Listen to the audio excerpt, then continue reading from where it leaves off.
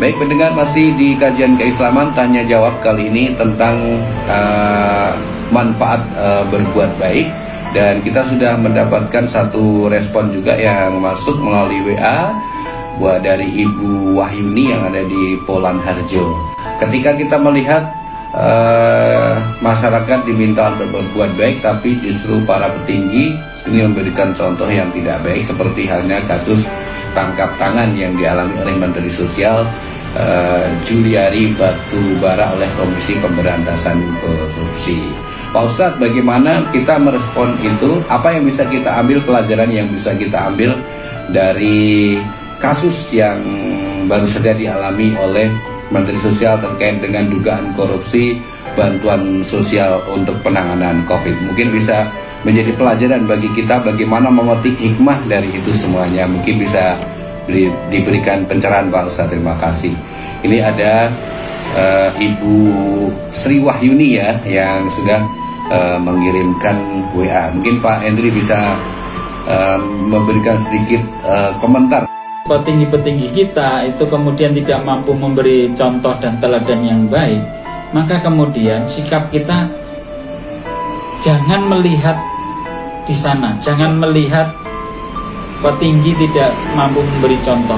Walaupun tidak bisa dipungkiri bahwa di dalam budaya kita itu budaya paternalis, kita akan selalu melihat pejabat atau petinggi kita, tokoh kita berbuat seperti apa, akan selalu kita lihat.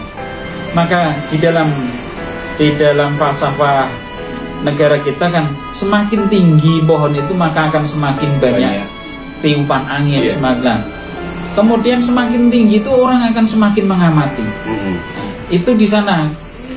Maka kemudian ketika yang tinggi itu terlihat jeleknya, jangan kita kemudian meniru kejelekan itu. Mari kita tutup.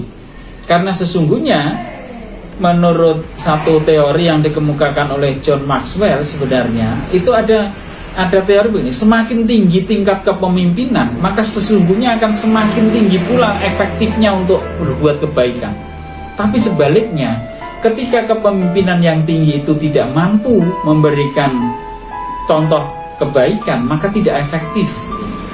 Nah ini sebenarnya teori yang bagus, itu teori yang bagus untuk termenungkan. Iya, tapi yang jelas yang dilakukan menteri ini jelas perilaku yang tidak baik, Pak ya. Ya, mudah-mudahan itu baru dugaan, mudah-mudahan ya. Karena kita semua kan tidak tahu persis apa yang terjadi. Hanya kalau itu betul, maka jangan kita tiru. Iya. Asas praduga tak bersalah tetap kita pegang, gitu kan? Karena masih proses. Ya. Lanjut, Pak. Kemudian yang kedua, ketika melihat pimpinan kita, atasan kita, atau siapapun yang patut kita pandang mestinya mampu memberi teladan yang baik tapi tidak mampu memberi teladan yang baik, kita berprasangka baik saja bahwa manusia punya kelemahan. Barangkali yang kita lihat itu baru kelemahannya, belum keunggulannya.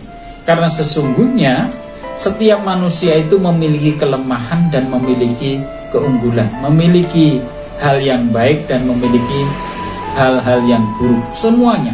Hanya dari sudut pandang mana dan sampai sejauh mana kacamata kita mampu memandangnya. Jadi tetap berhusnuzon, Mbak. Iya, kita tetap harus berhusnuzon, karena kalau kita husnuzon itu nanti akan membahayakan diri kita. Akhirnya kita tidak mau lagi termotivasi berbuat baik, tiru-tiru kono dong minta apa.